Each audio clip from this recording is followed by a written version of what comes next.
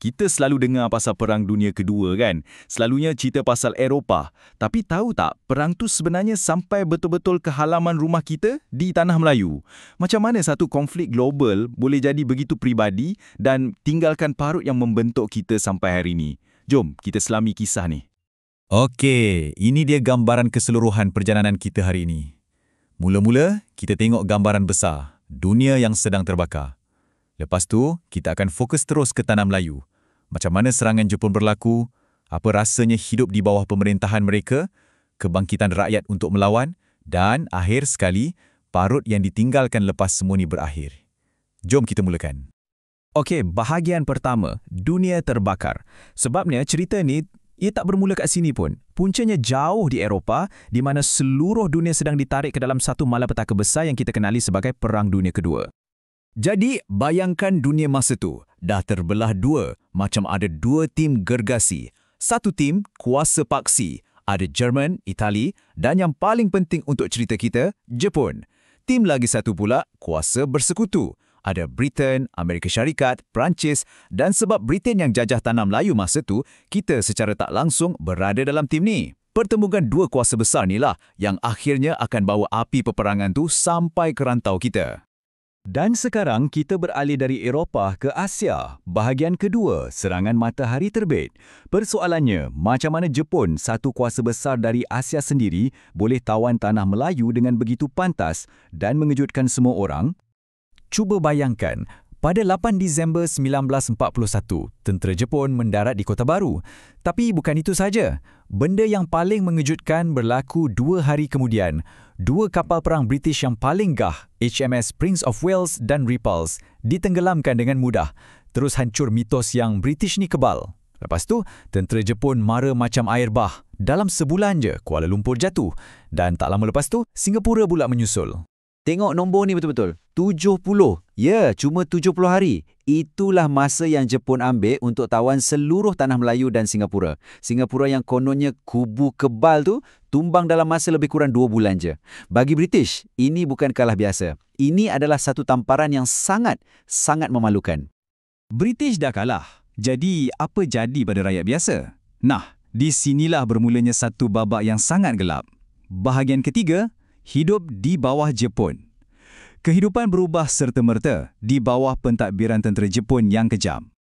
Masa Jepun mula-mula sampai, mereka tak cuma bawa senapang dan askar. Mereka bawa satu slogan yang jujur memang power. Asia untuk orang Asia. Bunyinya macam bagus kan? Kononnya nak bebaskan kita dari penjajah barat. Tapi persoalannya, adakah ini betul-betul pembebasan? Atau kita cuma bertukar penjajah je? Slogan tu memang tinggal slogan je. Realiti sebenar jauh berbeza. Rakyat hidup dalam ketakutan berterusan dengan polis rahsia Kempeitai yang terkenal zalim. Ekonomi pula hancur lebur. Duit yang Jepun perkenalkan yang kita panggil wang pokok pisang tu langsung tak ada nilai. Ramai yang terpaksa jadi buruh paksa atau romusha dan dihantar untuk bina projek gila macam landasan kereta api maut. Jelas, ini bukan pembebasan. Ini penindasan yang lagi teruk. Bila ditindas, apa jadi? Manusia akan melawan dan itulah yang berlaku di seluruh Tanah Melayu. Kita masuk bahagian keempat, rakyat bangkit melawan. Orang biasa dari pelbagai kaum dan latar belakang mula angkat senjata dengan cara mereka sendiri. Antara yang paling awal menentang, tentulah askar-askar kita. Kita tak boleh lupa keberanian Regimen Askar Melayu. Pertempuran di Bukit Candu tu dah jadi satu legenda. Lieutenant Adnan Saidi dan orang-orangnya berjuang habis-habisan sampai ke titisan darah terakhir. Mereka tahu mereka akan kalah, tapi mereka tetap berjuang. Itulah simbol keberanian yang sebenar.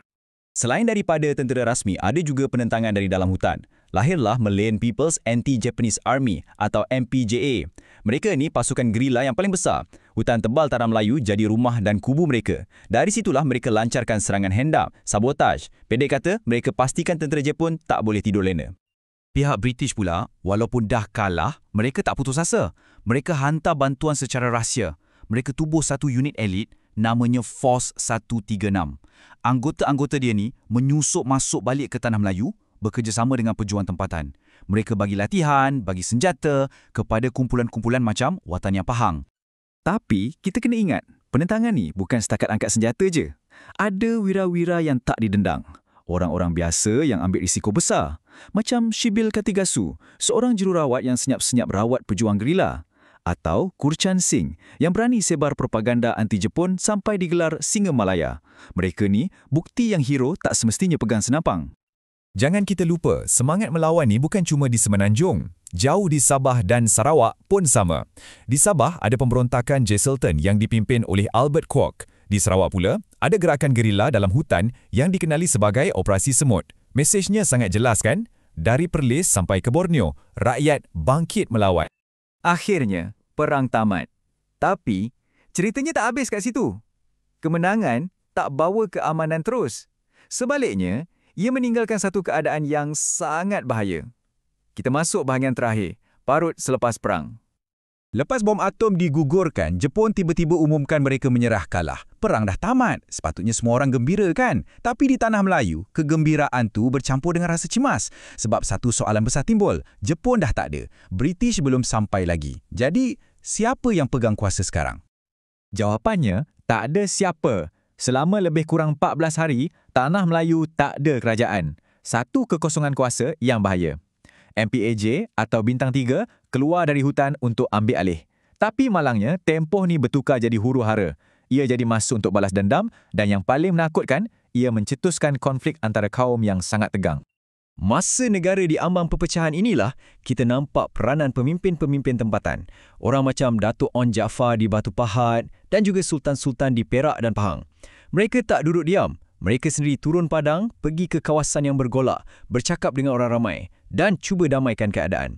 Tindakan mereka lah yang berjaya elakkan pertumpahan darah yang lebih besar. Jadi, apa kesimpulan kita? Pendudukan Jepun ni, ia tinggalkan kesan yang kekal.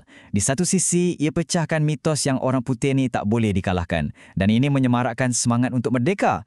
Tapi di sisi lain, ia juga meninggalkan luka perkauman yang sangat dalam. Jadi, ia tinggalkan kita dengan satu persoalan penting. Setiap perang membentuk sesebuah bangsa.